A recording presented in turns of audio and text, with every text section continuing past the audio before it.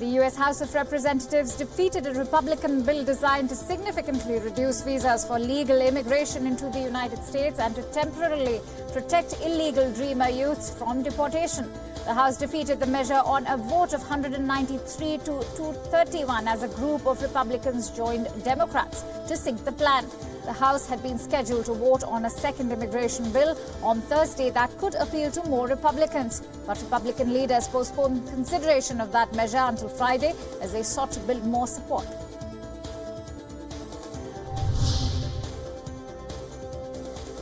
US First Lady Melania Trump has made a surprise visit to the US-Mexico border. This comes a day after the president retreated on immigration policy and signed an executive order to end his policy of family separations amid enormous political pressure. The First Lady took part in briefings and attending a tour of a non-profit social services center for children who have entered the United States illegally and a Customs and Border Patrol processing center.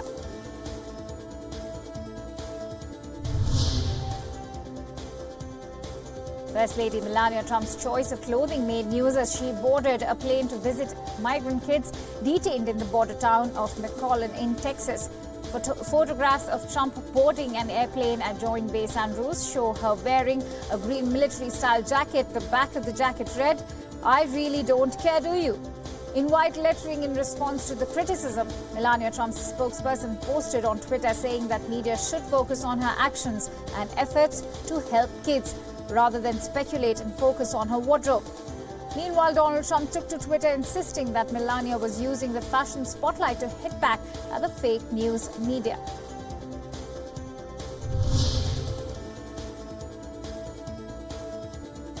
It will be his first visit to the United Kingdom after being elected to office, and US President Donald Trump is scheduled to meet Queen Elizabeth in July. US Ambassador Robert Wood Johnson said that Trump will be in the UK on a working visit. The president's advance team will visit the country next week to work out the final details of this visit.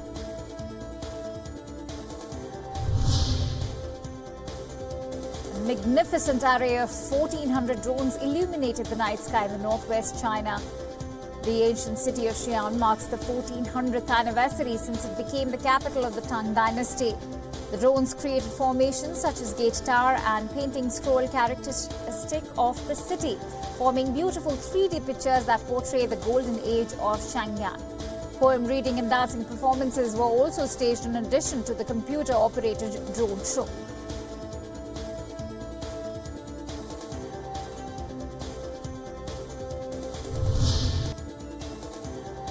Brazilian yogis performed yoga routines at the foot of Christ the Redeemer statue in Rio de Janeiro to celebrate the 4th International Day of Yoga against a backdrop of deep blue sky.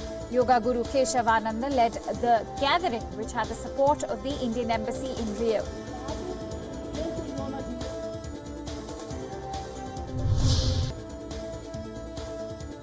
South Korean President Moon Jae-in said that cooperation with Russia was key to peace on Korean Peninsula.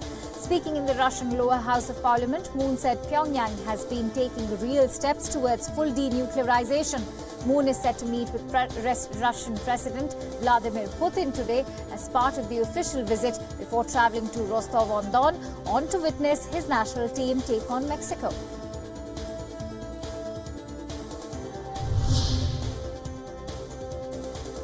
Lebanese Prime Minister-designate Saad al-Hariri welcomed German Chancellor Angela Merkel to Beirut for an official two-day visit. Merkel is scheduled to hold a meeting with Hariri, Lebanese President Michael Aoun and Speaker Nabi Berri, and is expected to hold a joint news conference with Hariri today after an economic roundtable.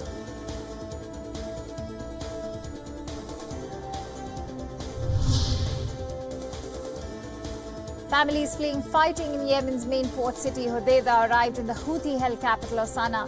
Many arriving in the city sought shelter in Abu Bakr al-Sadiq High School, where they were told they could register as refugees. Alliance leaders Saudi Arabia and the United Arab Emirates have pledged a swift operation to take over the air and seaports without entering the city centre to minimize civilian casualties and maintain the flow of essential goods.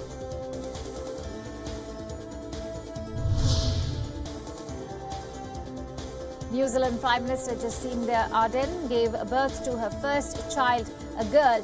The 37-year-old became New Zealand's youngest Prime Minister when she took office through a coalition deal last year after an inconclusive election, and now becomes the first woman in the country's history to give birth while in office. Deputy Prime Minister Winston Peters has stepped in as acting Prime Minister and will run the country for the next 6 weeks while Ardern takes maternity leave.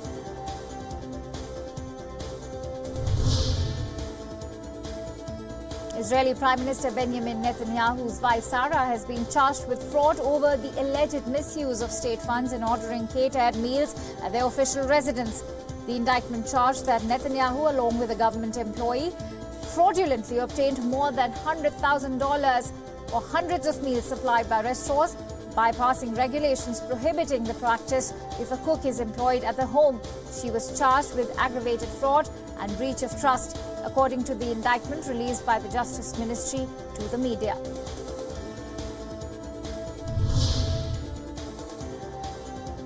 German Chancellor Angela Merkel and European countries shared concerns over Iran's ballistic missile program and called for solutions to its aggressive tendencies in the Middle East. During the joint news conference with Jordan's King Abdullah in Amman, Merkel said that while European countries wanted to maintain the 2015 accord, they shared concerns over Iran's ballistic missile program, its presence in Syria and its role in the war in Yemen.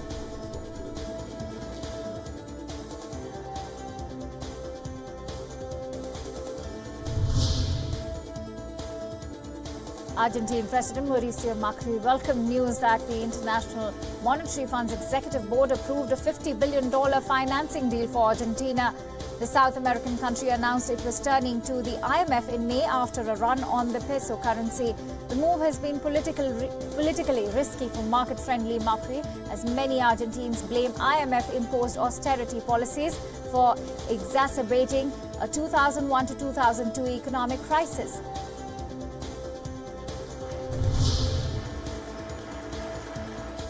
Drone footage released by Britain's Wiltshire police showed thousands of people gathered at Britain's ancient monument Stonehenge to celebrate the summer solstice. Pagans, druids and revellers cheered as the sun rose over the famed standing stones in the southwestern English county of Wiltshire to mark the longest day of the year.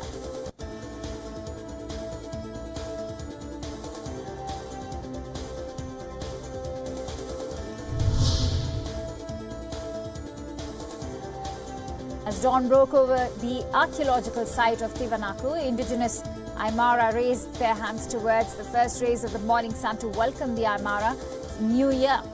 The celebrations began at dawn in cold temperatures as followers warmed to the first rays of the winter solstice sun.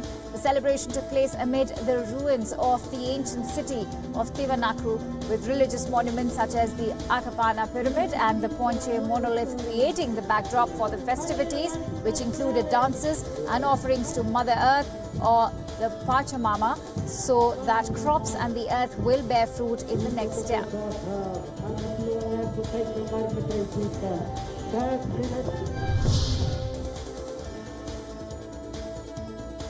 German Chancellor Angela Merkel said that her country remains safe for foreigners and migrants. Speaking at a town hall meeting with students at the German-Jordanian University near Amman, Merkel reassured a Jordanian student that she need not be afraid of going to Germany. Earlier this week, Merkel pushed other European Union leaders to further curb immigration and restrict movement of asylum seekers within the European Union to help keep her ruling coalition from crumbling at home.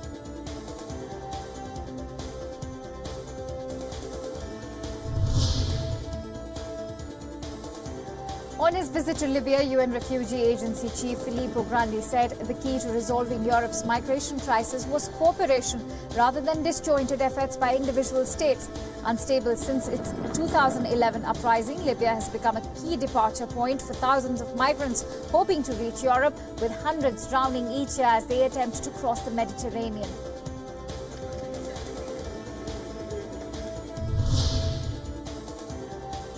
After EU now, India has retaliated against increased US tariffs. India has announced that country is imposing extra tariffs on 30 American products worth $240 million on products such as steel, iron and agriculture products.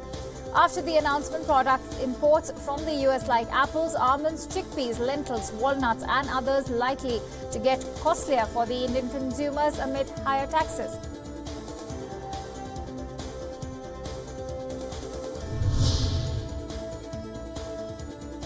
Chinese Premier Li Keqiang held talks with visiting Nepali Prime Minister KP Sharma Oli in Beijing. The two leaders signed 14 pacts. Both sides agreed to enhance cooperation in various fields, including infrastructure, agriculture and trade. Li said that China is willing to build a cross-Himalaya interconnectivity network with Nepal through cooperation projects in ports, railways, highways, aviation, communication, among others.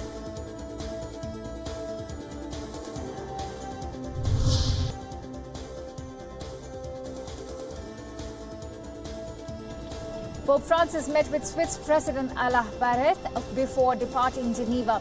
Francis made a day trip to Geneva to mark the 70th anniversary of the World Council of Churches, a fellowship of 350 mostly national churches representing Protestant communities and some Orthodox Christians. Pope said that people should choose a sober lifestyle instead of falling victim to a complicated life. Francis's visit marks the first time a pope has come to Geneva since 1984, when Pope John Paul II paid a visit to the city.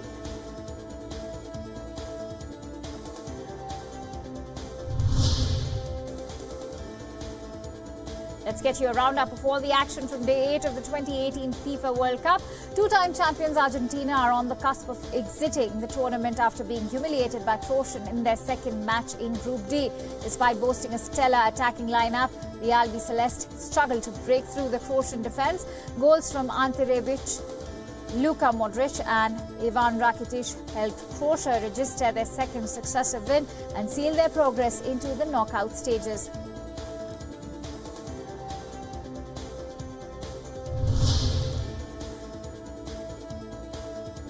In Group C, France became the first team to book their place in the last 16 after edging Peru 1-0. Kylian Mbappe netted the only goal of the match in the 34th minute to secure a second straight win.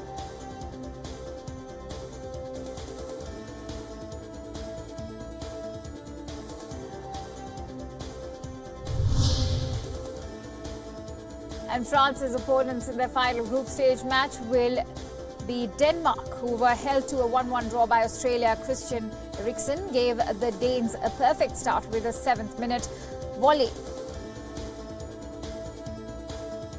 The Socceroos drew level from the spot with Mele Jedinak netting for the second game running. The draw keeps Australia in the hunt to qualify for the knockouts, but need France to defeat Denmark in the final group stage encounter.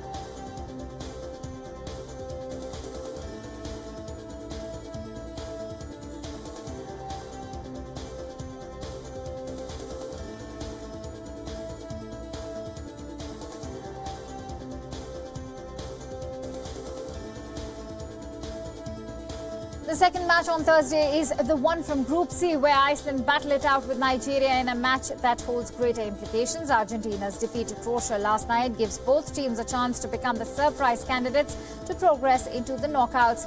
World Cup debutants Iceland will remain in control of their fate with a win, while victory for Nigeria could keep things wide open in the final round of matches.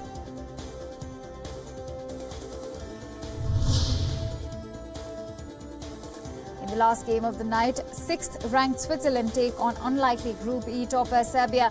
Switzerland gave a good account for themselves in their opening game by holding 5-time champions Brazil to a 1-1 draw.